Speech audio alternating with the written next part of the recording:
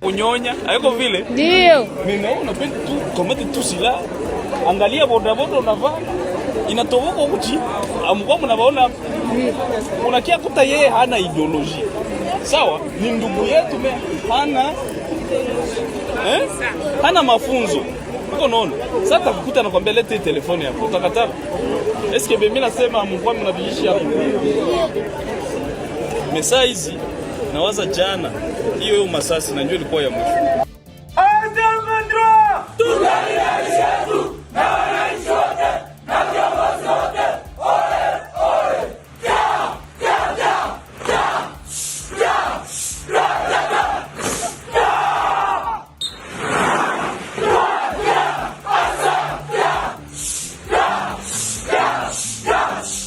Et comme vous le savez, après la chute de la ville d'Uvira, Barakande et Komaki Bastion Oyo, FRDC, Bazalendo, donc gouvernement congolais et Yaki Kotia, Nani na Bango, pour Nakotala, comment on peut reconquérir encore la ville d'Uvira qui est jusqu'à présent occupée par les rebelles. Mais, eloko muka kokamwa, chaque jour, Baraka Massas ezali kolila. Massas, donc chaque jour, ils ont kolila. Et puis lobby général Mosusu Ayaki nange boye puis général Chiviri bakangie ba uti ko kende naye ke auti ko kunani kozala traître mais eloko ko kama bande ko lobby samedi le 13 décembre 2025 à partir de 18h30 Massas elilaki ville mobimba Baraka. Donc de l'est à l'ouest, du sud au nord, il y a ville Baraka ezalaki Massas le crépitement de balles oyo balobaka ki opesi mbombo aboyi.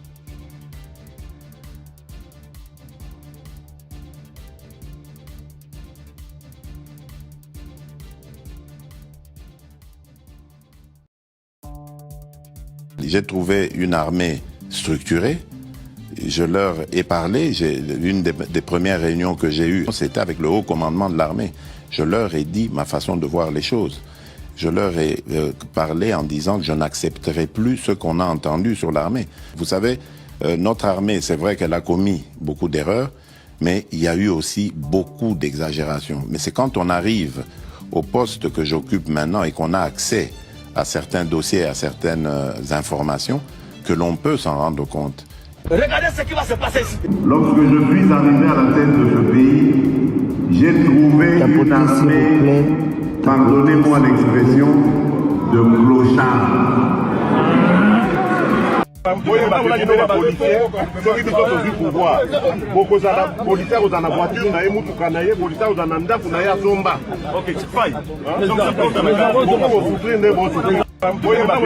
L'armée nationale est vilipendée, conspuée et tournée en dérision par les autorités qui n'assument jamais rien alors qu'elles sont censées veiller à sa consolidation et à sa respectabilité. Pour les avoir formés, commandés et conduits au front, je connais nos soldats. Bouc émissaire aujourd'hui de toutes les contre-performances enregistrées sur les champs de bataille. Ils ne sont pourtant pas intrinsèquement moins bons, moins nationalistes et moins loyaux. Ce qui a changé entre-temps, c'est la qualité du commandement et de leur prise en charge. Et depuis 1994, ce n'est pas la faute de la France, pardon de le dire dans des termes aussi crus, vous n'avez pas été capable de restaurer la souveraineté, ni militaire, ni sécuritaire, ni administrative de votre pays. C'est aussi une réalité. Il ne faut pas chercher des coupables à l'extérieur de cette affaire. Et donc on en est dans cette situation qui a conduit à des drames absolus, à cette deuxième guerre, à des millions de morts, qu'on ne doit pas oublier, à la nécessité aussi, ce qui est une responsabilité qui doit se faire ici, ce n'est pas la France ou d'autres de le faire, de mettre en place une vraie justice, une justice transitionnelle qui est la clé pour que celles et ceux qui parfois ont tué soient jugés. Et parfois ils évoluent encore, ils sont là, ils sont encore avec des responsabilités. Comment voulez-vous qu'il y ait une paix durable et de la confiance dans un pays quand la justice n'est pas passée? Ne demandez pas, n'accusez pas la France pour quelque chose qui dépend de vous, là. C'est une réalité aussi. Comme vous le savez, notre pays, la République démocratique du Congo, a cessé d'exister en tant qu'État. À Kinshasa, il n'y a plus d'État. Plus d'armée, plus de police, aucune administration, aucune justice, sauf une bande tribale d'escrocs, de pilleurs, de détourneurs des ressources publiques. Même la présidence de la République n'existe que de nom. Et notre mouvement les ignore. Mbote na balandi nyonso ya émission Oyo Masolo ya RDC 100% Lingala. Nazali molobeli ya peuple, molobeli na bino ndeko Jonathan Lumbila, économiste. Nakabolaka na bino ba masolo nyonso etali mboka na biso, ba masolo ya politique, ba masolo ya économie, ba masolo ya sécurité, ba masolo nyonso ezali koleka na kati ya mboka na biso. Na betelaka bino ba masolo yango na kati ya chaîne na biso Oyo Parlons Congo. Tozali na des rubriques ya ba émission pouvoir ya peuple Oyo DG bimaki bokende bolanda kuna tolobaka makambo ya géopolitique international, national na régional. Et puis na émission Oyo ya mibale tobakisela bino masolo ya RDC Oyo tolobaka politique régionale, donc politique nationale plutôt, politique Oyo ya kati ya mboka na biso, makambo Oyo ezali koleka na kati ya mboka na biso. Na kati ya émission Oyo topanzaka pendante ke tokotaka to défendaka peuple et puis tolobelaka vraiment makambo nyonso ezali koleka na kati ya mboka na biso na ndenge ya bosolo. Awa censure ezalaka te, a lokuta ezalaka te. Ngai ndeko na bino Jonathan Lumbila, en tant que acteur politique na memaka bwania na nga, na memaka boyebi na ngai, mais en tant que journaliste pe na memaka ba information. Lokola bo désigner ngai molobeli na bino, défenseur na bino, mwana ya mboka, molobeli ya peuple, na yaka na défendra pe ba intérêt ya peuple, na ba intérêt ya mboka na bo solo nyonso. Awa kadiosha ezalaka te, a lokuta ezalaka te, a tolobaka makambo ndenge ezali esuyo, so mai ndenge nga nazomela mwa café na nga pembeni boye. Yo pezo mai zwa ti sala mela café ekoki tsoma motema kitoko mais oyo ka vérité balobi bika na vérité lokute ebomaka malembe vérité ebikisaka yango il faut bondimaka ndeko na bino Jonathan Lumbila amemelaka bino ba élément nyonso bosolo nyonso na kati ya émission Oyo Masolo ya RDC et puis na émission pouvoir ya peuple. Avant to benda masolo na biso tokobeta tokosenga na bino bo liker émission Oyo, bo s'abonner, bo activer cloche ya notification pour na kozangaka jamais ba masolo ya mboka et puis na pouvoir ya peuple. Donc bo tikala pe na tina suka botala ke émission tina suka parce que na kotala émission tina suka bongo nde bokoyeba makambo zali koleka ndenge nini na mboka na biso et puis makambo zali kosalema ndenge nini na kati ya mboka na biso RDC. Yango tozosenga na bino vraiment bovanda penati na suka. Eloko misa tosenga kana bino ezali kozwa lien ya émission Oyo bokabola yango na ba groupe na bino respectif na Facebook, na WhatsApp, na Instagram, partout où ozali na groupe tindela bato bayeba makambo ezali koleka ndenge nini. Et puis nasenga kana bino bokabola yango pe na ba page na bino, bokata ba parti, bocha na ba TikTok, bocha partout bolingi place esepeli si okati otie ekosala kitoko pona to benda bato ebele to pesa pe information moko ya solo o eleka ekende kokomela bandeko nyonso bayeba makambo ezali koleka ndenge nini na kati ya mboka na biso. Ngala kobanda naza na mwa kosu na sommaire ya émission na biso ya lelo to pe masolo tokobeta lelo tokobeta masolo ya guerre na est. M23 euti kozwa ba territoire ebele, euti kozwa territoire ya Makobola.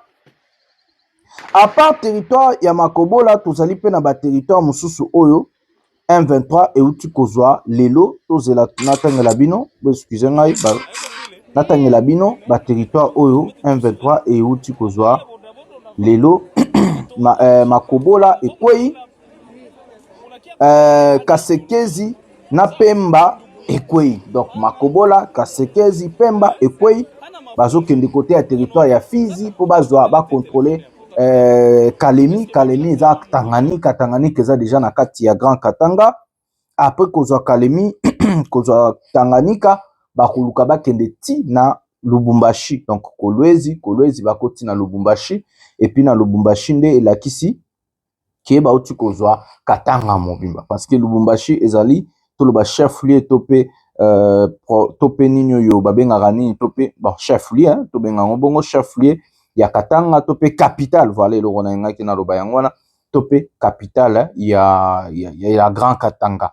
Donc bako ici déjà Makobola bako ici qui Kasekezi na Pemba nyonso wana ezali na kati ya territoire pour bazwa Fizi bakozwa Kalemi, après Kalemi ezali déjà Tanganyika, donc chef-lieu ya Tanganyika ezali Kalemi. Après Kalemi nde bazali na nzela kaka ya makolo, na yebite soki na bosante na montage na kotiela bino image, bazali kaka na nzela ya makolo pona kokende malembe ti Lubumbashi. Donc bakokota na Kolwezi, to uti pe komona Angleterre et uti ko déconseiller bandeko na bango bakende na Tanganyika, bakende pete na Olomami, voilà, kuna na Grand Katanga, parce que bazali na ba information oyo ke Grand Katanga zoko ya kala mingi te, ça veut dire que Joseph Kabila zoya kokota to pe nanga moko na bango akozala déjà moto oyo akosoto-proclamer président ya RDC. Donc yango wana makambo ezali koleka na minute oyo tozali nango ya kobetela bino. Ndeko Chilombo auti kokima Congo akei Angola. Na minute oyo nazali koloba na bino, Ndeko Chilombo azali na kati ya Angola akei kolela epa ya Joao Lorenzo.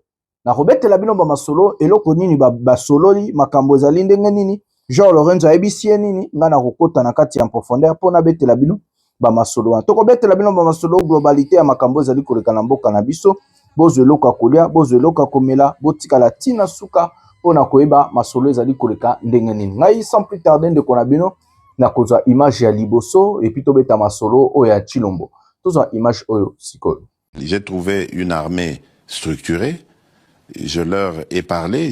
Une des premières réunions que j'ai eues, c'était avec le haut commandement de l'armée.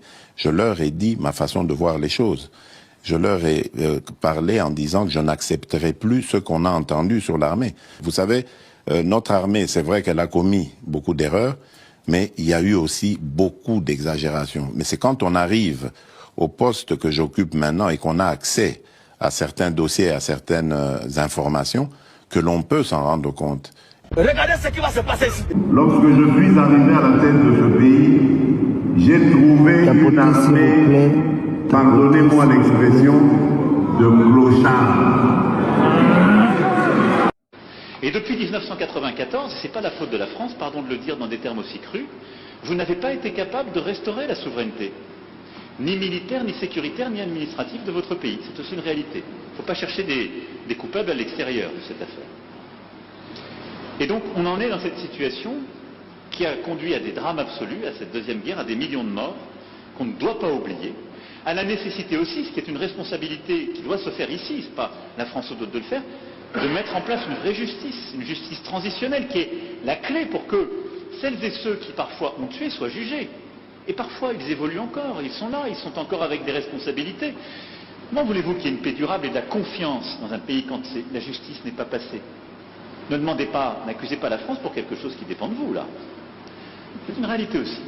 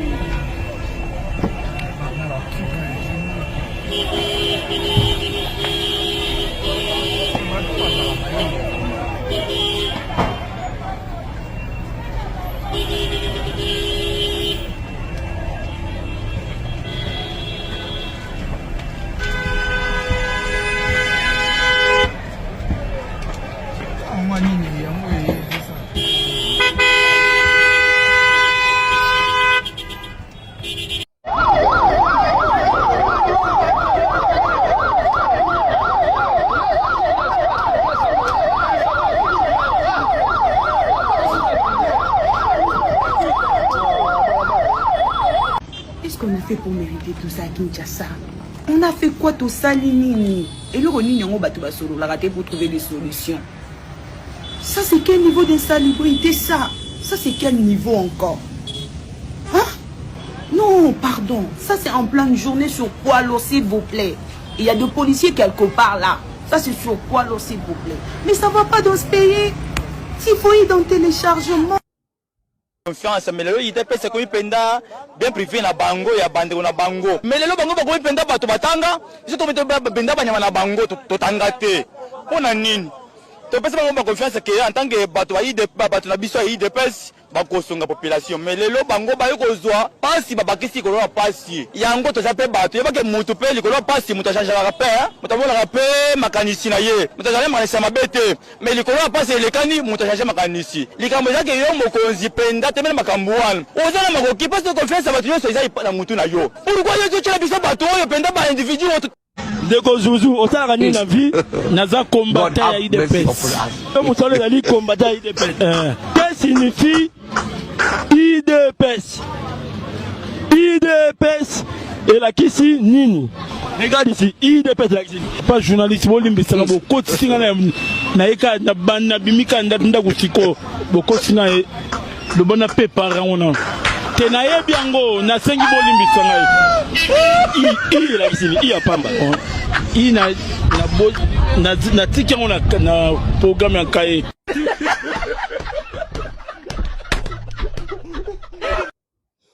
Comme vous le savez, notre pays, la République démocratique du Congo, a cessé d'exister en tant qu'État. À Kinshasa, il n'y a plus d'État, plus d'armée, plus de police, aucune administration, aucune justice, sauf une bande tribale d'escrocs, de pilleurs, de détourneurs des ressources publiques. Même la présidence de la République n'existe que de nom. Et notre mouvement les ignore. Voilà Baimbo Katouti Kolanda, compilation ya ba vidéo on a Chelinde ko Chilombo, le kutana ye oyo azalaka nango makasi ponde ko wana azalinde ko moko ya lokuta. Chilombo ayaki na politique moko oyo na batu ya IDPS oyo ya ko arnaquer ba Congolais. Ce qui totali bien IDPS ezali parti politique oyo eko kosa bande ko na biso ba Congolais to lo ba yango bongo. Ba vandisaka politique na bango na lokuta na moyibi na lokuta. Ba arme mibale IDPS et salelaka na mokili pona kozoba ba Congolais ezali lokuta na mafinga. Bango ba komisaka politique na bango ke mutu nyonso oyo azali na bango te azali ko soutenir Tshilombo te, aza Rwandais, aza Congolais te, aza Burundais, aza Pakistanais, aza moto ya mboka mosusu. Donc pona idéologie ya IDPS pona kozoba ba Congolais. Donc pour mutu azala Congolais, il faut azala na Tshilombo, il faut azala na IDPS. Alors que na kati ya fond ya IDPS ezalaki parti ya bato ya bazoba ya babolole ya ba illettré ya bato o bazali na vision te, bazali na mission te, bazali ata na programme moko te pona ba Congolais.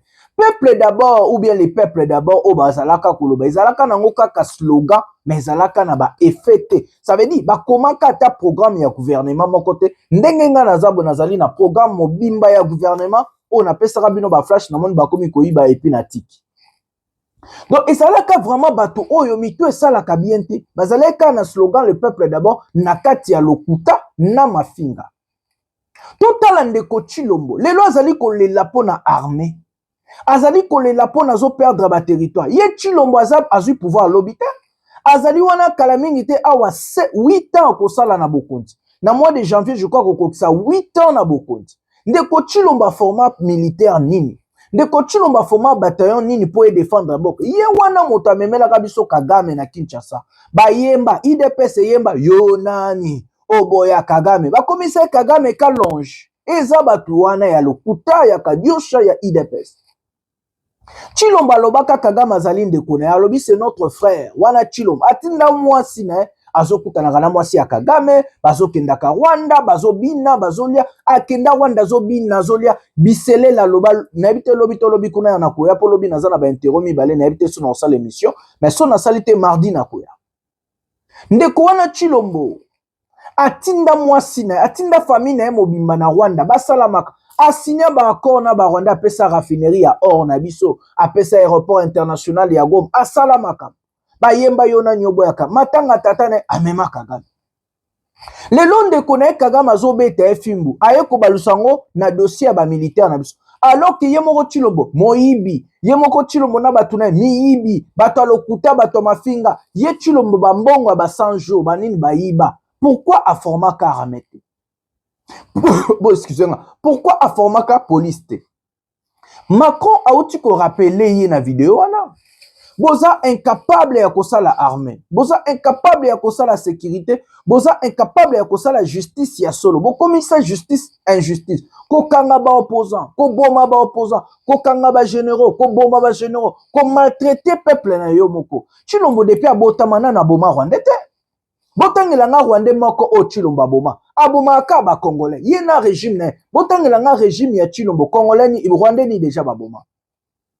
Soko tali Tshilombo aboma akaba Congolais bakenda kolezi ba aboma 40 Congolais bakende babomi 200 wazalendo bakende Tshilombo abomaka abomi Chéribin Congolais abomi Delphin Kaimbi Congolais akangi ba chiwebe ba Congo botangela nga Rwanda moko o Tshilombo depuis abotamaka nga azali lelo bilia kiebi koki fimbo ezobetai katanga ezokwea fimbu uvira bachela imotema ekwei akomi kofinga ba militaire na biso o bazali ba clochard. Clochard ya liboso ezali ndeko Tshilombo. Moyibi Tshilombo. Incompétent Tshilombo. Clochard Tshilombo. Problème na mboka na biso ezali problème ya incompétence oyo Tshilombo na IDPS batiango na moto ya mboka. Bako sabino te. Moto oyo azali moto ya kokweisa, moto oyo azali moto ya kobeta fimbu ezali Tshilombo na IDPS. Bango bazali 8 ans na pouvoir, botangela bango, botuna bango, général nini ba formé, bataillon militaire nini ba formé pour na ko défendre mboka, programme politique nini ba sali, programme économique nini ba sali, programme ya santé nini ba sali pour bolandi bino moko na compilation na. Ba partisan ya IDPS bazolela nzala. Ba combattant ya IDPS tilelo babola. Ba combattant IDPS tilelo bata pasi.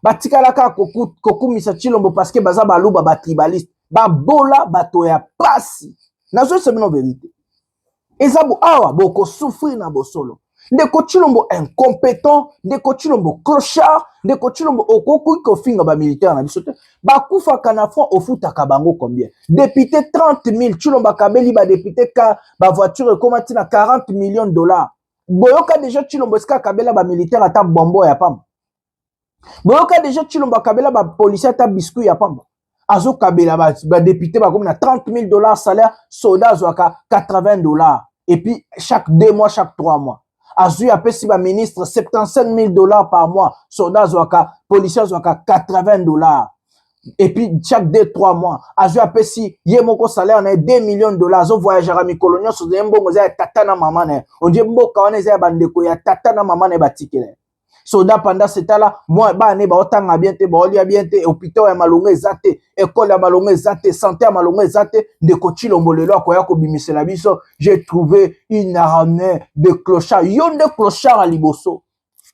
Yonde pa maman na clochard. Botala ndeko oyo ndenga interpeller Tshilombo. Botala jeune ya encourager, interpeller Tshilombo et puis tozonga to continuer ma sonance. Botala jeune siko. Jeune tozo souffrir, papa mokonza mboka. Biso ba jeune tozana ba projet, mais bazozo ba projet na biso te po tozana ba famille ezanga griffe. Excellence monsieur le président.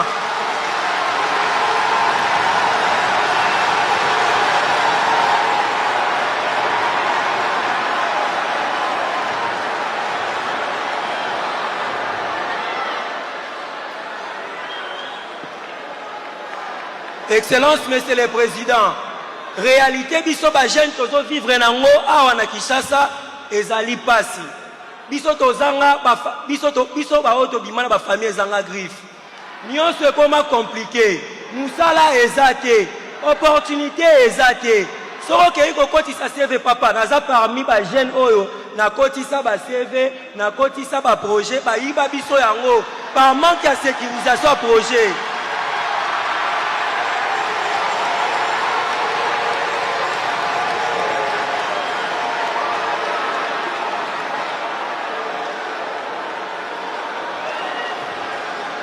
Yango wana mokonza mboka beaucoup plus.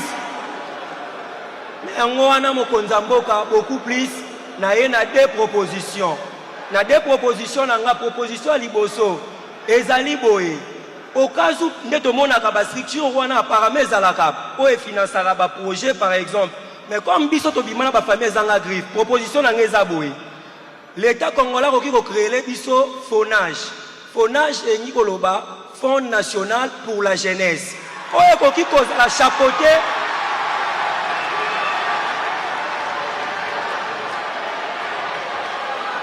Oye koki kozala chapeauté par biso ba jeune. O toyebi ke FONAGE rôle nango plus ezo sunga biso ko fongola biso ba opportunité. Toyebi par exemple na mboka na biso l'État congolais koki koloba tozo ko accepter 500 projets par exemple par année. Ça serait tellement possible que biso ba jeune to comme ba millionnaire.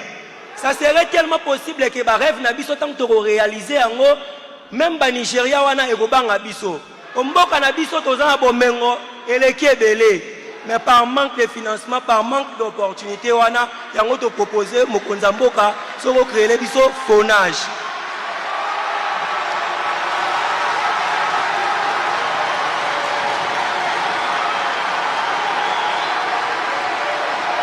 Rapidement, passer à la deuxième. Et sur mon deuxième point, pour aller chuter, deuxième proposition nangai, ezali boye mokonza mboka. S'il y aura possibilité, tout le monde côté opportunité, tout le côté emploi. Biso ba jeune, et belé totondi awa. Parfois pongé aussi la biso ba 4 heures du matin. Nzoto ebo imbetu, mais musale ezate. Yango wana, biso toye na proposition Fachi Beton Mukwa Tombolo. Toye na proposition boye. S'il y aura possibilité, gouvernement était la biso ata ANAS. ANAS c'est l'Inkolo Baboue. Agence nationale d'assainissement. Agence.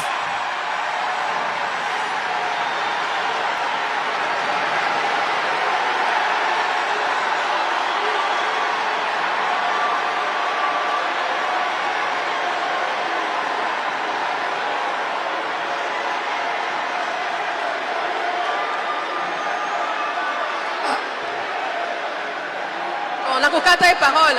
Allez-y vite, allez-y vite. Agence nationale d'assainissement. Eux cause à la chapeauté car par biso ba jeune na ba président ba structure des jeunes. Agence wane ko sunga biso ba jeune to ebike to zwaka musala na biso na ANAS. ANAS e ko sunga biso au ville ya Kinshasa eza na insalubrité. Salité ezali partout. Biso ba jeune to tambola mingi koleka ba papa. Kaka biso ba oyo to koki kolokota ba salité wana to sala ngo ba pavement. To ba salité wana to koki kolokota ngo to sala ngo ba brique. Les technologies ont avancé. Cela va nous permettre, nous jeunes, au moins d'avoir aussi l'emploi. Ainsi, pour finir, son Excellence, Monsieur le Président, je tiens à m'agenouiller. Je suis un jeune, je tiens à plaider. Excellence, Monsieur le Président, je suis pas né dans une famille qui est riche.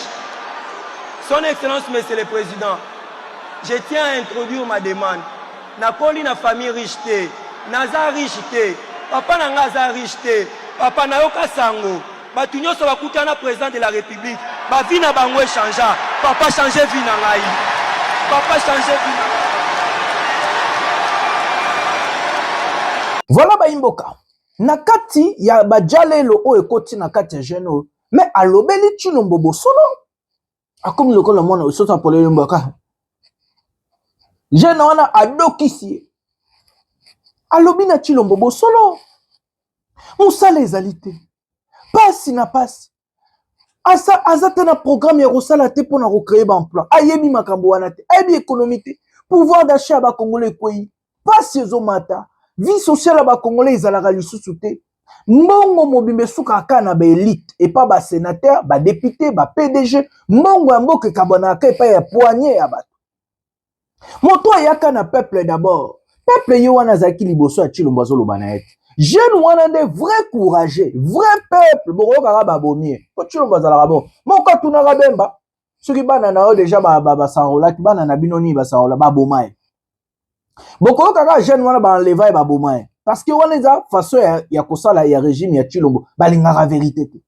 Bataliban na Chilombo balingaka vérité te. IDPS lingaka vérité te. Soko lobi bo solo nenga na zolo boko yoka bolole mo ataliban na commentaire abenge media rwandais ozo sala promotion ba rwandais oza rwandais ba rwandais ya liboso eza Chilombo ba rwandais ya liboso boza na bango wana rwandais ya liboso eza IDPS rwandais ya liboso eza Chilombo moyibi détourneur abomi armée jeune wana adokisie jeune wana alakisi makamnengeza na se ya baje na se ya maseki jeune wana alekisi message na ya alekisi message na ya coup de chapeau na courage na jeune wana oyo abangaki te alakisi makasi na ye alobi non na sauver bana aye ko sauver pe ba jeune nyonso oyo Chilombo na folie na ye na moyibi na ye na incompétence na ye azali kosa na alakisi bino de couche ya bato pasi eza na mboka na biso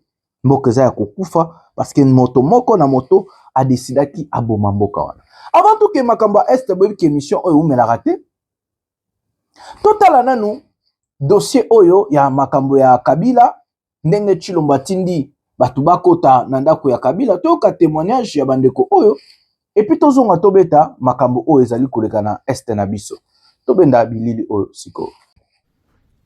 Peuple congolais mbote mingi bisika bozali ngai ndeko na bino Jean Calvin Bwesso, président national pe initiateur et à parti politique Avenir du Grand Congo, AGECO en sigle, l'œil et l'oreille du peuple, parti ultra-kabiliste. Na ye na lombango kopesa bino sango ya mawa. Depuis lobby na butu, ba JR, ba encerclé résidence et ancien président de la République, Joseph Kabila Kabange, président Félix Atindi ba JR ba encerclé. Lelo na tongo na tango o na osa la bino vidéo oyo ba bengi ngai ba tindi ba force du progrès ba bandi copier résidence et ancien président de la République démocratique du Congo Joseph Kabila Kabange bande konangai acharnement oyo président Félix azali kosala pa ya Kabila akanisa kazwa pouvoir na coup d'état tout ezalaka d'alternance eza nini acharnement oyo Kabila te mutatinda ki okendo ko signer bakor à Washington na yo na Joseph Kabila Kabange nani fois tinde la mboninga batu bakende copier en réalité ba congolais ne faut pas copier pa na bino parce que oyo uti ko sa na Washington ezali ko représenter troisième conférence de Berlin. Ok, ko signer bakor à l'étranger, na ba étranger, parlement na biso ba yebi lo côté, na volonté na yo na ba camarade na yo, oyo ko coûter vie à ba congolais très cher à l'avenir. Bakor oyo signé na Washington, monsieur président Félix Chilombo. Bakor oyo signé na Washington. Lelo oyo epesi Rwanda soubassement a commis na ba preuve na droit ya ko gérer parc na biso ya ba congolais a commis na droit na ba minéraux na biso à cause ya simple promesse ya coopération économique oyo ba américain ba peso na Washington na yo na Kabila nani o azana droit ko tindela buninga batu bakende ko pienda kuna ye yo trahir Congo Félix o trahir RDC na histoire to kobosa nango te soki ya solo bitumba oyo bundama na Uvira tezo bundama na este yo za complicité pona nini ozo porter Rwanda plainte te parce que na tangu ya kala prédécesseur na yo tanga mona ikazaki complicité na makambo ya Uganda abaki makila ba congolais ko kendo felete apporta Uganda plainte mbongo wana bafutaka Congo lelo yo kutu mtokitisa yango prix oya okitisa facture wala parce que pona yo makila ba congolais za ngo moins cher mais monta o Kabila sengaka oyo bazo futa lelo yo mutozo zwango bi bozo li yango bozo kabulongo na famille na Mais pour nani nous a porté Rwanda plainte. Si réellement aux a complicité dans ma Cambodge de Gambo Canabiso. Bitumba est yo moko lingiango pour permettre yo aux prétexte to raison et organiser l'élection en 2028. Monde entier est bien on a bien voté. Problème ni yo na Kabila. Ba JO ton d'ici la résidence ya Kabila. Ba force du progrès bazo piller kuna. Mais ba kende ouvrir ba sauver ba congolais ba kuna. Ba kende na este ba luka ba bunda kuna. Ba tika ba wazalendo bango mokote. Tinda bango na este tozana posa kimia kuna. Résidence ya Kabila esali onini. Président Félix Kabila sala onini. Tant bozo piller, ceux qui ba silisi ba kozwa nini. Président Félix Sobosana qui après pouvoir vipe ezali mandat pesilaka.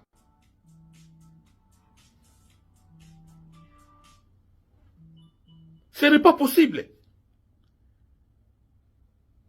Bakor oyo signé na Washington. Yo mutozali na majorité à parlement. Oboya kele kana parlement pour nanine. Ce qui a seul zali bakor eza pour l'intérêt à peuple. Oboya le kana parlement pourquoi?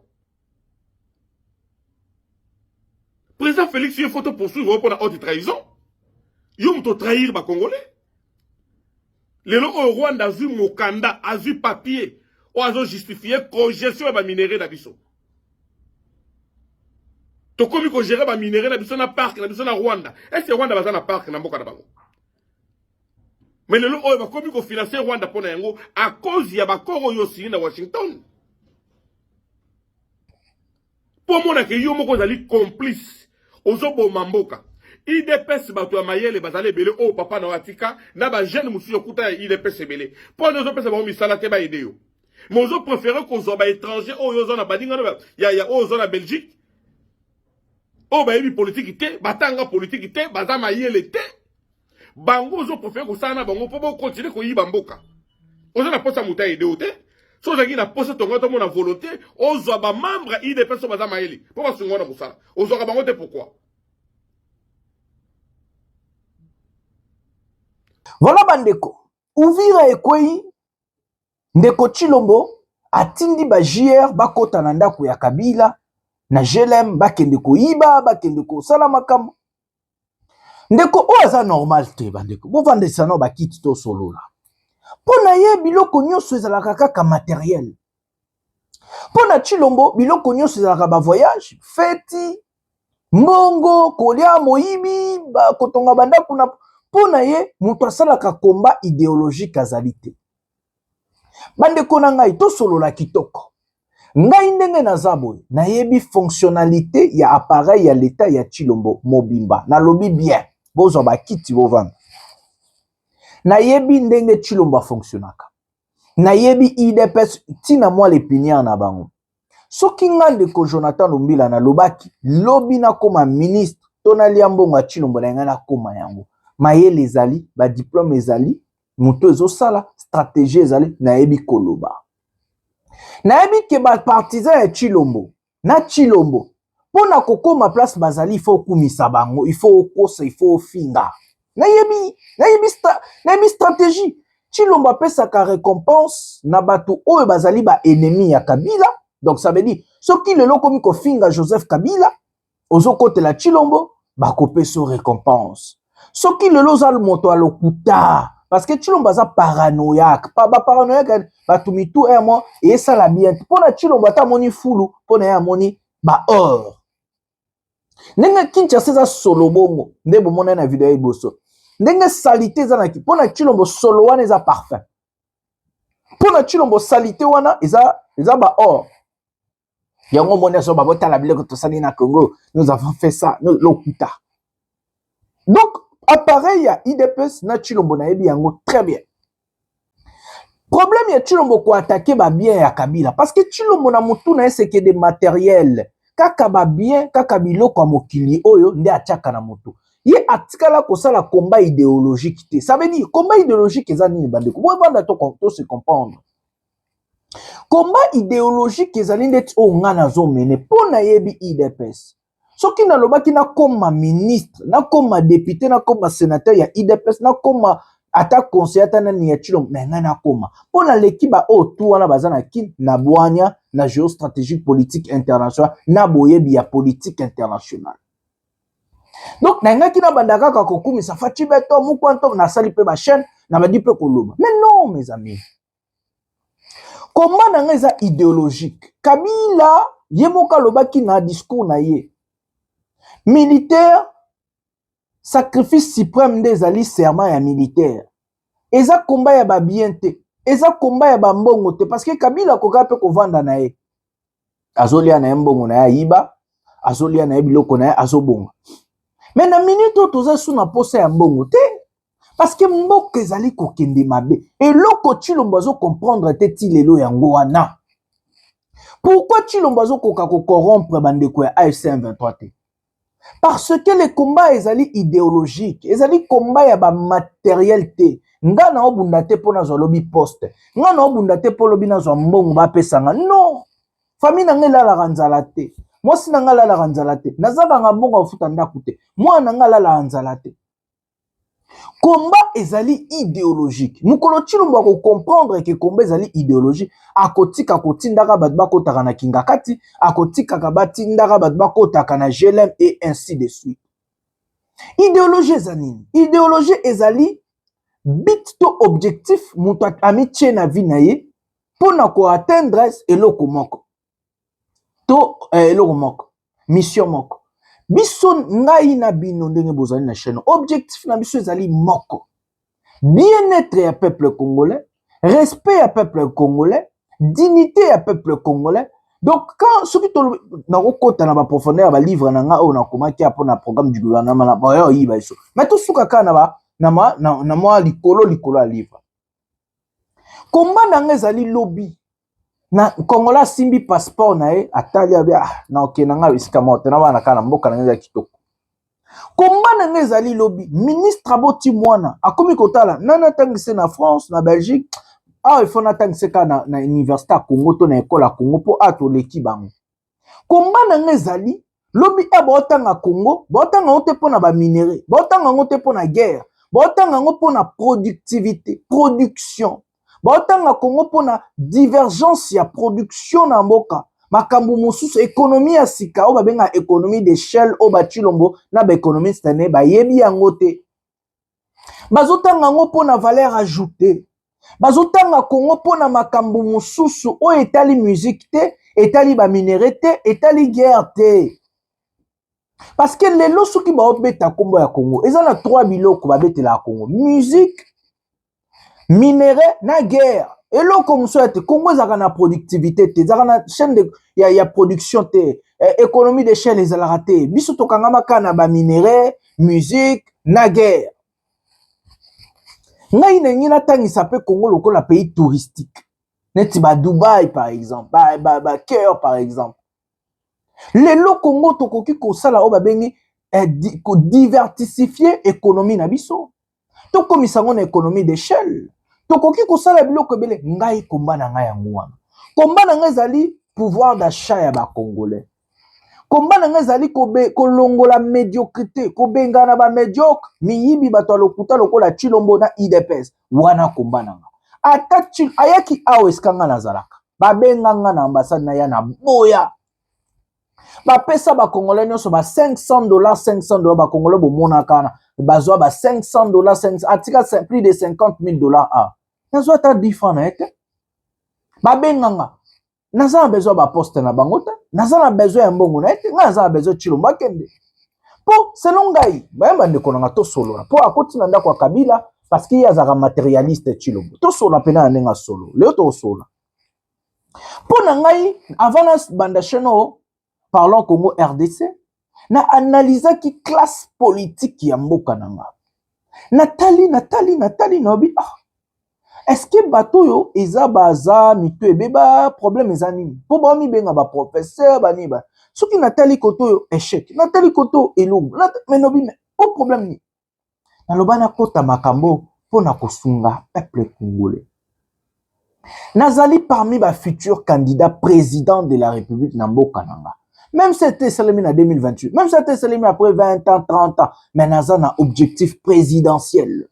Nga, ndeko na bino bozomona Jonathan Lumbe po nazana boania nazana boyebi nazana programme nanga du gouvernement mais nakoki kokende na sima IDPS te nakoki kokende na sima ya moto lokola Tshilombo te po na lekie na mayele na lekie na boania koma ngai moto natanga nakoki na sima ilete kaka po kopesa nga poste kaka po kopesa nga mbongo kaka po non ngai nazaka na idéologie wana ngai idéologie na ngai yango te to kosala ba o babengi alliance politique na oyesa bino na banani bo voter na wana ezali na kopesa bino pe pourquoi na ndimi na sala alliance politique na songolo na mpakala mais pona siko ezali ordre du jour te pona siko selon ngai mission na biso to bengana nanu incompétent to bengana nanu bato alokuta bato o bafinga bato na bokonzi et buto ko bengana to sali o babengi dialogue intercongolais to refonder l'état.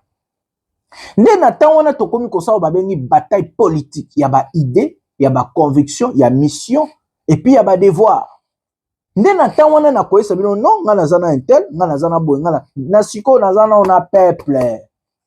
Donc Tshilombo azali normal te azali ko creuser tombe na ye moko azali ko se tirer une balle dans la tête ye moko na ko creuser tombe na ye ko kota biloko ya Kabila ko simba biloko ya Kabila na azali moto oyo moto esalaka tellement bien te ke na ebite bako na yoki azobenga na kinzo to ozango sikoyo totala no makambo ezali koleka na est bota masasi ndenge beti et puis tokende po émission opene umelaka te esalaka pa moins d'une heure totala nanu makambo ndenge ezali koleka na est bakoti bazwi ba territoire na tangela ya bino comme ça tokozonga tobeta maso tozwa image o sikoyo.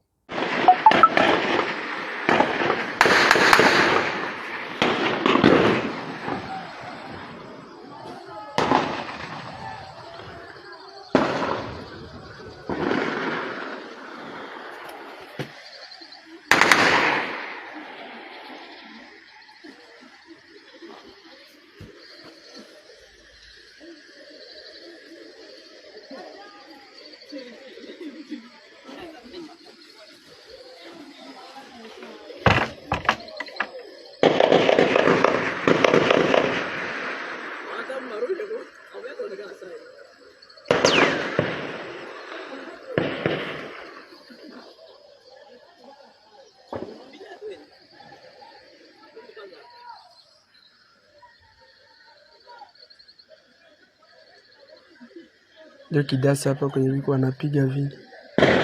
Ndio kidasa hapa. Mungu atatusaidia tu. Mesha bomola madepo ya mamoto, mesha bomola zote. Niko atala mamoto kisi wanajisikia. Ndio kidasa. Naweza mko ajisikia hiyo peke. Ndio.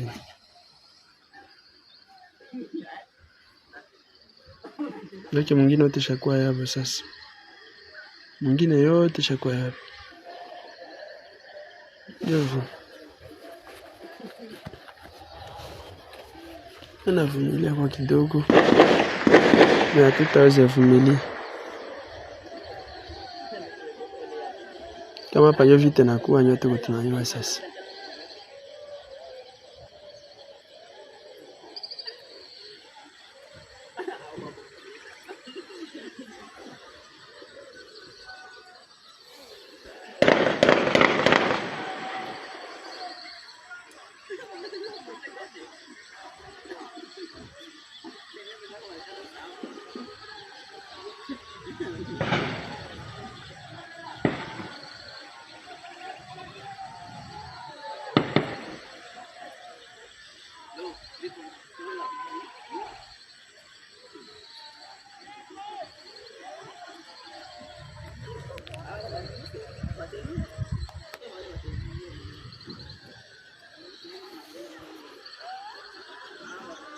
Kunyonya haiko vile ndio ninaona pende tu komete tu sila angalia boda boda unavaa inatoboka uchi amko mnabaona unakia kuta yeye hana ideology sawa ni ndugu yetu me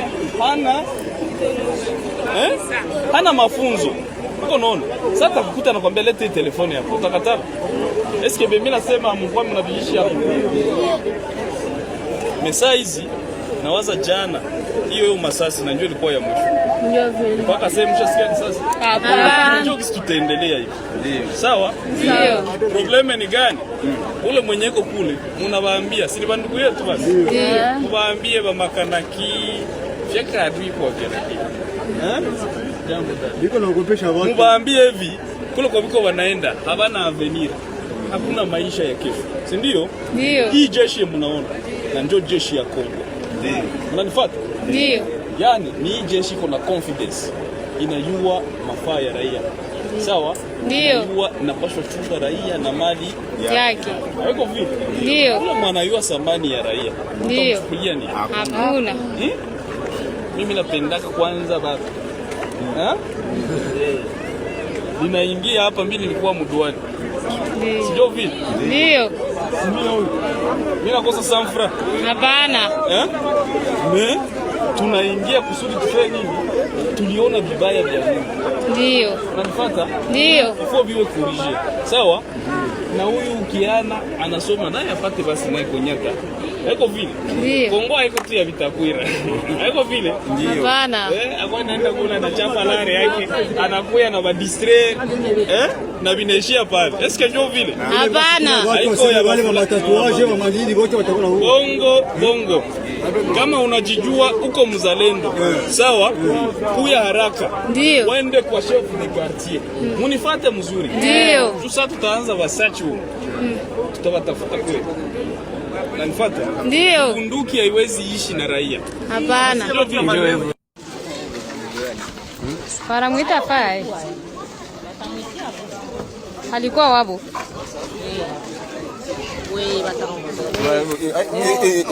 Sisi tulikuwa na bana pale.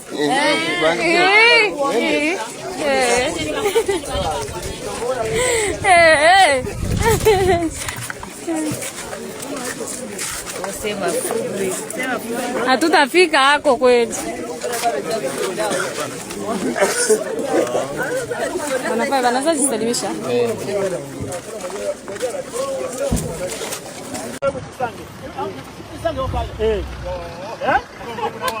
Mungu watabari kabisa.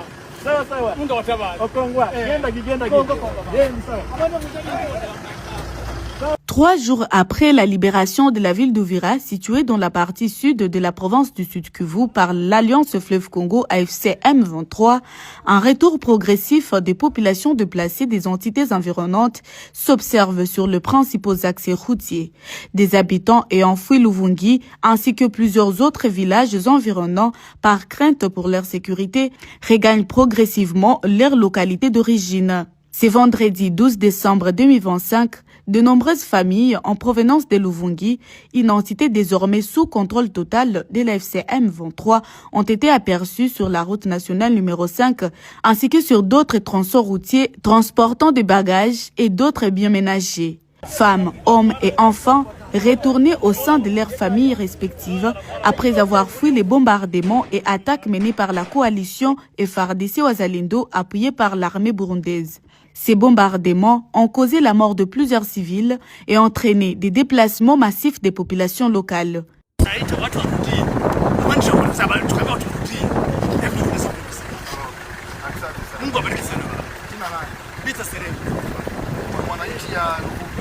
Avec la libération opérée par l'AFC M23, les familles ayant abandonné leur habitation peuvent désormais regagner leur ménage, nourrissant l'espoir de voir une paix durable s'installer dans la région. Ces retours s'inscrivent dans le cadre du processus de stabilisation sécuritaire mis en place par la FCM 23 dans les zones sous son contrôle, dans le but de favoriser la reprise des activités socio-économiques et scolaires. Depuis la libération de la ville d'Uvira, les autorités de la FCM 23 multiplient les appels à l'endroit des populations déplacées afin qu'elles regagnent leurs entités d'origine. Elles assurent le rétablissement de la sécurité ainsi que l'encadrement du retour progressif des déplacés.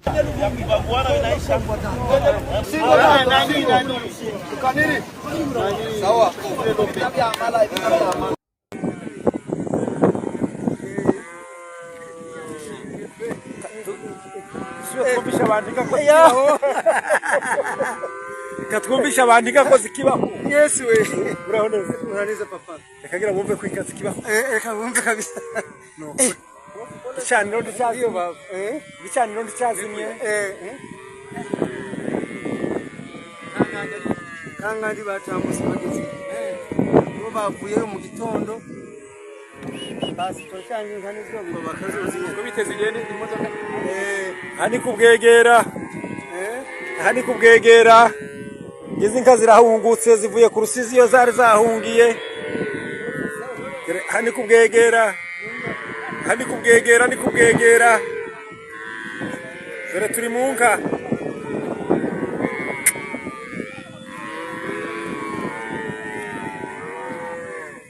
Hani kubwegera rwose dore ngize inka zirahungutse. Twiriwe kubwegera kureba inka.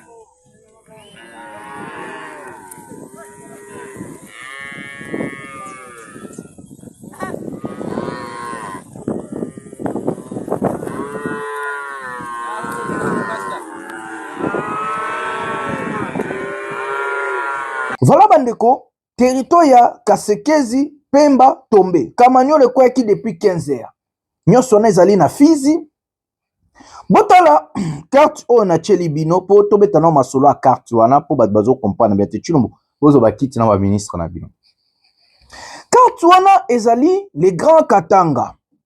Na kati ya Grand Katanga tozomona ba territoire oyo neti bozomona Kalemi, donc na province ya Tanganyika, tozana Olomami, tozana Lualaba oyo chef-lieu nango ezali Kolwezi, tozana Okatanga chef-lieu nango ezali Lubumbashi. Les Grands Katanga wana nyonso bozomona pona kokwesa yango ifo kokoma na Lubumbashi. Mais butala sikoyo makambo ndenge ezaleli. Bango place bazobunda ezali pona bakoma na Kalemi na place ya point ya blé ya liboso. Ezali chef-lieu ya Tanganyika.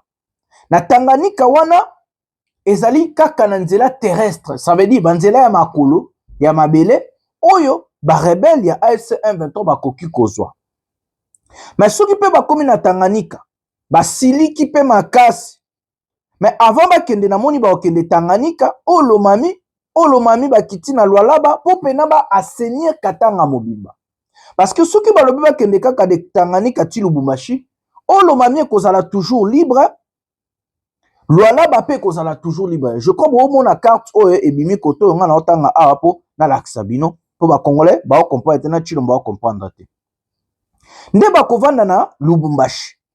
Lubumbashi wanda ba assainir Kalemi, Tanganyika, bakoti na Olomami, bakoti na Lualaba, et puis bavandi na Lubumbashi, Grand Katanga esali nini ekwei. Lelo na air tozali koloba na bino, Angleterre esengi na ba ressortissant na ba voyager te na deux territoires. Na Tanganyika na Olomami. Bazali na ba information. Na ba jour o ezali koya, ba territoire ya Tanganyika na Olomami ekokweya. Parce que yango nde ezali objectif bazo kende to droite mais bazo kende bazo baluka po bakoma tina kati ya Lubumbashi. Mais soki pe basiliki bakoki kokende na Mbujimayi po bakota. Donc à partir ya Mbujimayi ça veut dire Kasai bakota na banko à partir ya Tanganyika. Parce que Mbujimayi etaleni na Tanganyika bakokota wana et puis bakomi kokende na ba territoire mosusu nde bozali komona carte oyo lelo na préparer la kibino yango. Toyoka avant toloba makambo ezali koya. Toyoka officier moko ndenga zoloba ndenge ba militaire ba kimi na kodimbolela bino. Et puis tozonga. Toyoka batinenga ba audio mosusu ya sika. Po mikolo ekomi makasi na ba information tozwa ba audio oyo. Atabofu vitu haviendi. Basoda bote walikuwa mvile ya Kalemi hivi wanakimbia hapa. Wanakimbia wote wenye walikuwa kuvile ya Kalemi. Ndio wanaanza kupita huko kwenye tunakuwa sasa problem. Beko naiva. Banakutana sangi sishie wenye tuko na alimentation banapora vyote viko mule wanaenda navyo.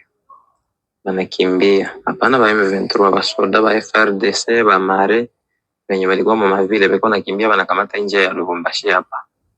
Ndio nakutana watu wanabanyanganya, wanachamule maboti zenye bashanyanganya fasi zingine. banaenda navyo. Hivi hapa tunakuwa kujificha tu na kufunga vitu vyote, tunaenda kuikala fasi moja nje. Tuchunge mapenzi ya Mungu sasa. Juu wale wa Bwana sasa wanafika hapa karibu kabisa, weko karibu. Ni message ile. Maisha kamata baraka, bamaliza bangie Fizi pale. Na basi banashukia Kalemi, banatangia Misisi banashukia Mukalemi. Ndio vile sasa basoda betu bamule njo banakimbia kimbia. Hivi hapa kwenye tuko banayala sana, beko naenda. Sasa hapa ifuko makini. Beko napiga watu banabasomba vitu, bakikutana butike banapora butike banabeba. Wale ba FRDC bananyanganya watu furanga na kuwapiga, banajipitia banakimbia. Nasuka tata oazolo baba FRDC ndenge bazokima na Kalemi po bakende Lubumbashi, bazobeta batu, bazobotola batu biloko, bazoyiba biloko batu, bazokota na ba magasin, bazoyiba biloko batu. Wana nasuka utikoloba. Na pesa bina traduire bino globalité utikoloba. Alobi ba militaire nyonso o bazaki na Kalemi. Donc bakima ki de Uvira bake Kalemi. Na minute oyo bazali tout la monsi ya zaza baokende Lubumbashi. Balongoli ba munition, balongoli biloko na bango, bazokima na Lubumbashi. Wana tata wana tinelinga audio azali militaire na biso ya FRDC. Alobi bazokima, ba militaire tout bazokima, alobi bitumbeza kutute. Na minute ba territoire na tengeli bino za kokoya, lelo to lobi na tongo bokoyoka AFC M23 komi na Fizi. Fizi ezali nango kaka quelques kilomètres na Kalemi o ezali capitale ya province ya Tanganyika. Eza Grand Katanga. Ndenge bomoni na carte wana. Donc tata oyo alobi bazokima. Na minute oyo ndeko Chilombo azali na Angola. Akei na Angola kosala nini? Abengaki ba sango, asignalé na ba sango, basalisa dialogue inter-congolais. Mais le quoi azali na lofundu, azali na orgueil, alingi azala mokonzi nango, sa basango balobi niet yango boyoki lelo ndeko na biso mosengo na ba mosengo ndeko na biso ambongo abimi alobi. Donc tokomemela bino ba image wana na ba émission mususu peut-être lobi to lobi ko lobi na ba interromi balé je crois na aussi émission de profondeur se concentrer mais mardi déjà na roya. Donc na minute tozali koloba boy ndeko Chilombo azali na Angola. Ayebi ke Katanga ezokwea ndenga azoki ba information ya Uvira nde na expliquer bino na émission pouvoir ya peuple o yalanda kite zonga kendo la émission pouvoir ya peuple oye bamboka ezokende wapi.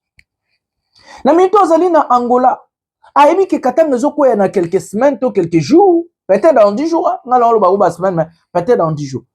Soki bakoti Fizi, Fizi ezali Kalemi kokwea Katanganyika koye ekomi lokola AFC M23 za na Katanga. Parce que les grands Katanga, Tanganyika eza na Grand Katanga, Olomami eza na Grand Katanga, de na aksa bino na carte, Lualaba ezali na Grand Katanga. Bakabola yango. Donc chef-lieu ya Grand Katanga eza Lubumbashi. Lubumbashi ezali siko chef-lieu ya nini? Ya Olomami. Kolwezi eza na Lualaba. Kalemi eza na Tanganyika. Donc dès que bavandi wana bazali na ba possibilité ebele pona okoma na Kinshasa bako kenzela mbushima. Ndenge bitakwira ebisaka bino, ndenge pe ezali kosalema. Mais non, situation kozala basculer pona ni, ba sanction ekoya. Ba condamnation, ba sanction les grands Katanga kokoya. Mais ba sanction labo eza mafuta ngulu. Ba condamnation mafuta ngulu. Communauté internationale mobimbe sangani po ekoisa Chilombo. Donc yé ba ciblé yé na Afrique centrale il faut kende. Yé aza kwa Mobutu na minito. Ba ciblé yé ndenge ba ciblaka Mobutu il faut kende. Ba pesa ke temps pendant moins de plus d'1 an pour na sala dialogue inter-congolais a kende na voie pacifique na 2028 sur Bolandanga na Esalibe. Aboyi. Na minito balbino mindu kinde bengane. Azana Angola akelele pa João Lorenzo. João Lorenzo abenga Kabila.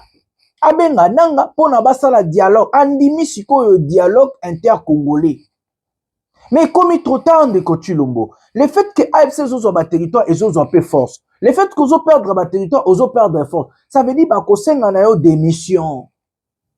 Ndenge Kabila le père a senga kana Mobutu démission. Bomi ko sate, muta ko sabino te. pays moko te kolongola ba militaire na bango ba kokufela ba congolais. Ah exactement boki makwa esi bino na ebandela émission. Bino moko nde bokokufa. Jeune moko te, mama moko te, papa moko te kotinda mwana na otazwa minduki ndenge babaki bakokabola minduka bakokufa lokola basoso. Bazo bundana bato baza na formation puis ba seigneur de guerre. Ba Makenga, ba Wilingoma, ba Biamungu, c'est des seigneurs de guerre. Batu babanda rébellion, batu bayebi bazamba wana otinda mwana akokufa kokoma soki nini na yebi te. Botinda bana te. So bomonika bakomi kokanga bana, bakomi kosa botinda te. Bakokufa lokola basoso bake ofele. Muto akufela Chilombo te. Chilombo asali eloko te na mboka. Yo général, yo militaire, yo na babengi bino déjà ba clochard, bo bunda te. Okobundela nini? Azobenga bino ba clochard. Yo clochard, obundela muto azobengo aofingo clochard. Azofinga ba militaire ba clochard, ba obundela nini? Parce que aofinga bango, afutaka bango bien te, bazara bien te, aofinga bango. Siko ba obundela nini?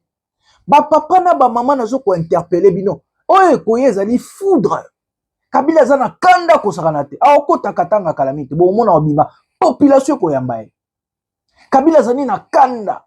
Oyo bakondima tindi mwana na ye akendo kokufela Chilombo. Etalié okokufela Anthony Tshisekedi. Okokufela Fanny Tshisekedi. Okokufela Christina Tshisekedi. Okokufela ba Tshisekedi. Okokufela David Mangaya. Okokufela batu wana pona pam. Botala oyo bato bokokufela. Botala nani oyo premier ministre na bino na Belgique pays en guerre bota mambazo sala. Tous a bato bokokufela. Bota image sito.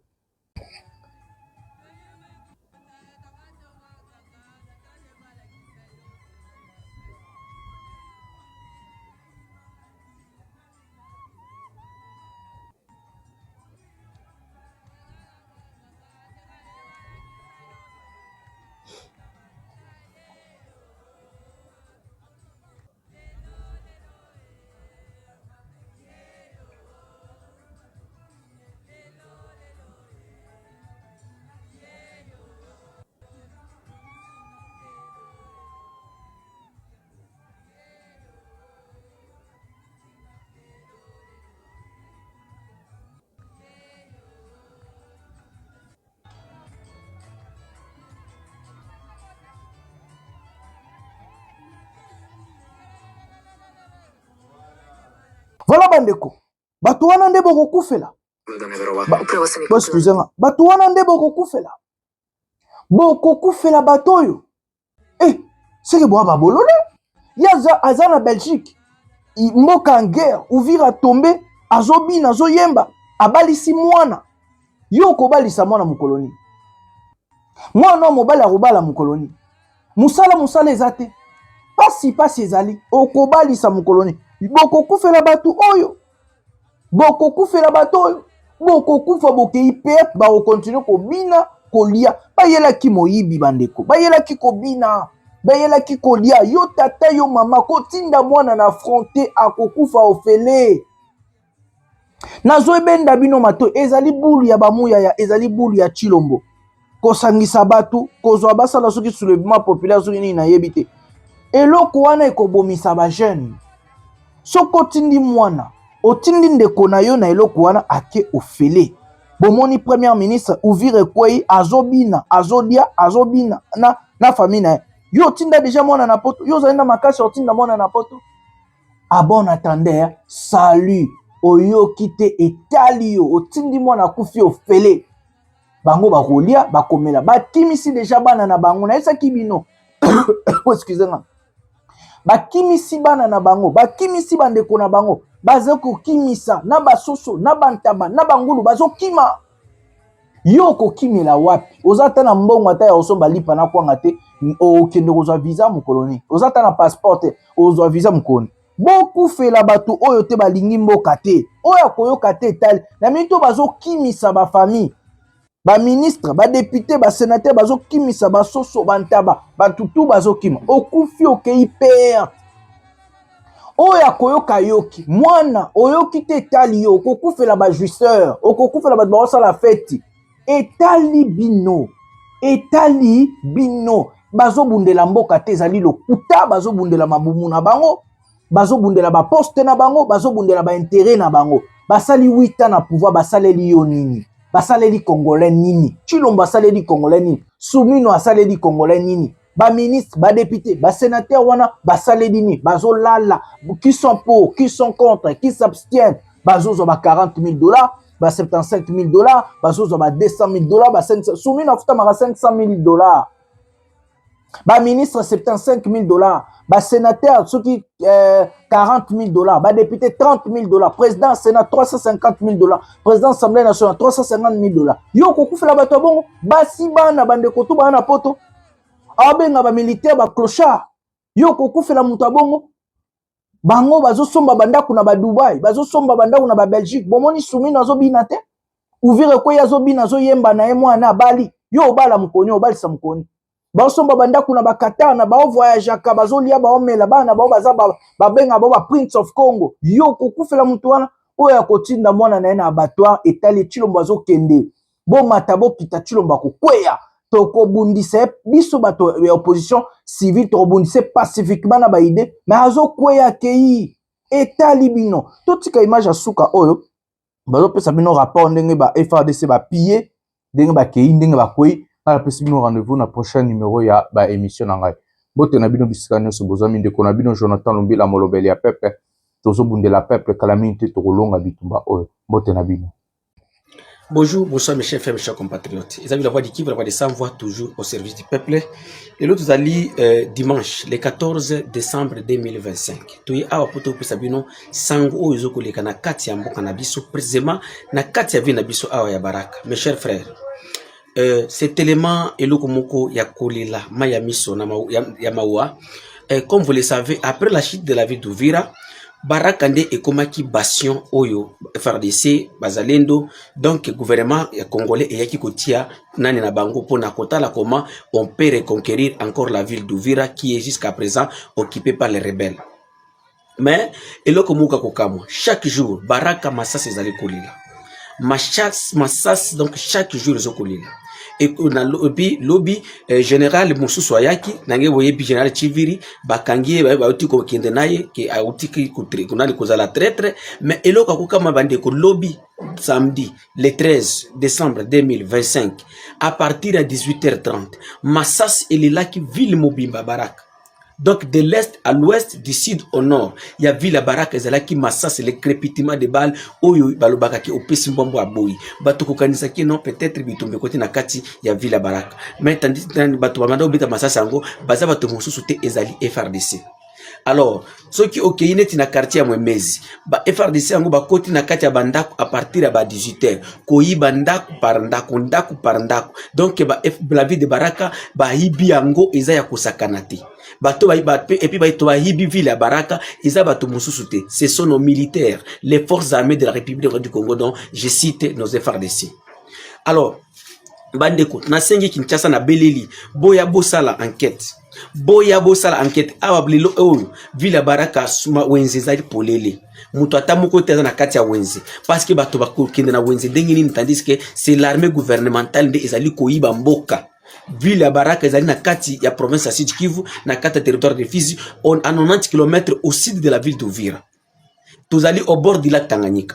Awa mboka Mobimba, Baraka Mobimba, ville Mobimba, batu bakuzoko kima, bazoko kende na bango Tanzanie, bangini bazo kende Burundi, tefi ba bazoko ma Burundi, basinde bazoko zo bango bazoko kende bango na kati ya baka, mibali bazoko zala regrouper quelque part, to éviter ceux qui Burundi akozongisa mibali, to akokutsa akusala bango ndenge nini. Et puis kuna batu ba kimaki déjà bazo bakeno, eloko bazoko pesa bango biloko akulia te. Donc ba Congolais bazoko souffrir du jour au jour. Donc, ezali komoko ya mawa mes chers frères, mes chers compatriotes. Donc, la vie de Baraka na beleli message nanga ou écoute la présidence, écoute la président de la République, écoute la chef d'état-major général. Lelo commandant au général ya sika oyo ayaki ne alobi siko na parade le MC basoda ke non oyo bakokuta kiazo ko beta akomona moninga zo beta risasi abeta epé risasi. Mais batu déjà population et comme ba victime. Mboka Mobimba, Baraka Mobimba, batu comme ba victime. Donc, bandako dans tous les quartiers de la ville. dans tous les quartiers de la ville. Donc Baraka est comme invivable. Et puis Batouassa dit que non, Baraka est comme invivable, ce sont nos militaires des FARDC. L'ennemi est encore très loin. Ce n'est pas les M23 qui ont pillé les Baraka. Il faut qu'on se le dise. Il faut qu'on cesse de parler de ou de donner des mensonges. Mes chers frères, mes chers compatriotes, moi je suis la voix de qui veut la voix des sans voix, toujours au service du peuple, et je serai toujours là aux côtés de la population ou de mon peuple pour parler ce que les autres craignent de parler. Nakuluba, oyo batozoko bang. Ce qui est kufa to kufa mais na nozokuluba, ce qui est tambo lilo villa Baraka bandeko, ezelo ko moko akolela, des boutiques, des maisons. Bazala ba oyo donc 18h, bozoko kende ko iba ba militaire à Congo, ba FARDC. Yango Félix Lobi alobaki question de clochard. De yango yosiko parce que ce n'est pas capable. Et si Félix alobaki que c'était des clochards à la perte de Félix de Kabila. Mais son excellence monsieur le président Félix Sekedi Mukwantombolo Mwama alors lelo oyo ba clochard oyo lobeki au format talande bazoki ba batu ba ibimboka mobimba Baraka ville mobimba Baraka donc ndaku par ndaku heureusement bakota kisikanga na zate parce que je suis avec les wazalendo parce que nani nazana ka wazalendo donc nde yango sala ki bakota sikana zate mais bango bakoti li ba population ozoko belaki nous sommes tentés de combattre pour protéger la population ou nous sommes tentés de combattre pour protéger la patrie. Alors quelle patrie ou bien c'est quelle population dont on est en train de s'évader de se déclarer devant les télé ou quoi? Non, nous sommes là, nous sommes une armée gouvernementale, nous sommes en train de défendre la population, mais c'est la même population de Tozoko Iba et Loko Moko Yasoni. J'appelle le commandant suprême des forces armées de la République du Congo, j'appelle le chef d'état-major général, j'appelle le commandant de la 3e zone de défense, Boki Tambala Moko na Baraka, Bato Awa, donc Bato Wako, Basfili Jaramboka, Bato Azoko Kima, et puis Bato Azoko Kima, Loko Mosuste, Bato Azoko Kimande, Tracasserie Oyo FARDC, Izoko Iba Bato chaque jour, Boutumoy, Tozo Landa Baradio, Kinshasa Mutumoko Zolo Bangote. Mutumoko azoko lo bangote venez à Baraka lelo oyo donc pas même de travail bato tota na bandaku ezapo baiba donc lobby za la qui n'était perquisition bazoko kota na bandaku bato kwenda kuiba vraiment ezolo ko moko ya mawa bandeko na ngai. Alors tobimi na kati ya vina biso Baraka awa bandeko lobi toke précisément na kati ya o et moyen plateau territoire de Fizi Uvira et Mwenga précisément na kati ya village ou bien cité ya Epopo ezali na kati ya territoire secteur de Mwenga mon village natal ezala ki tombe lobi entre les mains des rebelles de AFC M23 sans combat. Parce que Aipopo ou bien Kipopo, Kipopo, mais il y a Ipopo dans le Kibembe, bah M23 AFC tout l'année, bah Kota Kikuna sans combat, c'est parce que les militaires burundais et FARDC ou bataki na kati ya mboka wana bah se retira qui sans combat, bah kendaki bazoko rubaki bango ba kei na bango ba kendeka kalemi, de ba militaires FARDC bazoko loba, bah burundais ba lobaki kino bango ba bimi ba kei po ba se concentrer comment voir ils peuvent ouvrir la voie ko kende pa na bango. Alors après wana ba FARDC ba bazalendo ba nani ba AM23 AFC ba kotaki na kati ya cité ya Ipopo sans combat et heureusement tant ba koti ba sali ba tracasser population ta mokote ba vraiment ba soutenir la population bien makambo auto ando kanisa kino peut-être dès qu'ils arrivent à Ipopo et pas ya ba lieutenant général et bolan tete trésor wa seba peut-être ba kuboma batu ba kosala nini mais ba bomi mutute ba bete mutute ba botoli même soso ya mutute ba soleka na population biso population Ipopo kino bango ba ye ezali armée ya révolutionnaire Batubaki Mate. Là c'est mon village natal à Kipopo. C'est mon village natal. Vraiment c'est une chose que je félicite parce que tant on a eu kaki non M23 côté na Kipopo na banga ki na lobi nzambe na ngai wana papa leki mama leki batata mwasi banani bazatu na village wana e kozala ndenge nini mais je te content et je ne cesserai na lobi merci mingi et pas bino ba M23 pour beaucoup taki na village na ngai bombo motote mutema na ngai lobi ezala ki na ngoli likolo na lobi que Dieu soit loué parce que mes frères et sœurs de Epopo ils ont été protégés hier par le Dieu du ciel. Tobimi na kati ya moyen plateau du territoire de Fizi Uvira et Mwenga mes chers frères, mes chers compatriotes, nazongi na kati ya axe Uvira.